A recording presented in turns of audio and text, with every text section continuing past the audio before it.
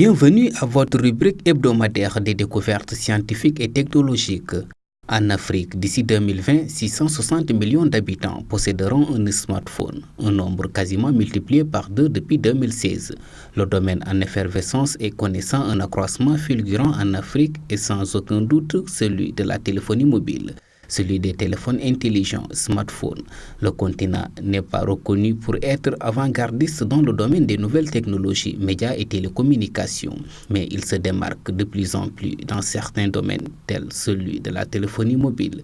Le groupe GSM Association comptant plus de 800 opérateurs dans 220 pays à travers le monde, basé à Londres, a récemment publié une étude montrant que l'accès à la téléphonie mobile sur le continent africain va s'accroître de façon exponentielle avec un taux de pénétration équivalent à 55%. Ce phénomène est possible notamment grâce au fait que le taux d'inflation est en bas.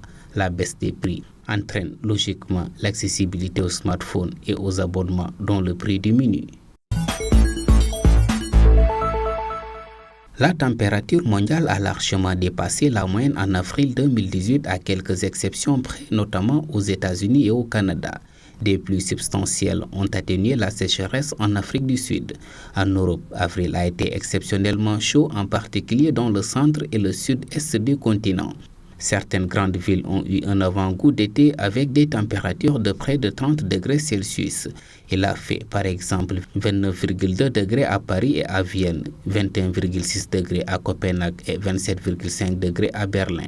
L'Allemagne a battu son record de chaleur pour un mois d'avril. À l'échelle de l'Europe, jamais il n'avait fait aussi chaud depuis au moins 1979, environ 2,4 degrés de plus que la moyenne pour ce mois. 20 millions de tonnes de déchets industriels ont été enterrés depuis les années 1990. Un défi écologique, mais aussi une opportunité économique. Ces bouts de plastique et de métaux peuvent-ils être extraits et recyclés de manière durable et efficace? Des chercheurs européens creusent en profondeur pour trouver des réponses. En Belgique, une déchetterie enfouie recouvre environ 230 hectares de terre. À certains endroits sous le sous-sol, on retrouve une dizaine de mètres d'épaisseur de plastique, de bois, de métaux ou de papier. Pour la plupart des gens, ce ne sont que des déchets, mais pour les scientifiques, on est face à un véritable trésor. Une fois triés, les métaux récupérés peuvent être recyclés. Grâce à un procédé chimique ultra sophistiqué.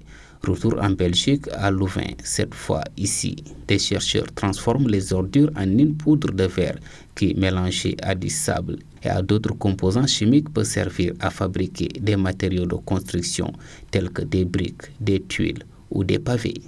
C'est tout pour votre rubrique. À la semaine prochaine avec d'autres découvertes scientifiques et technologiques.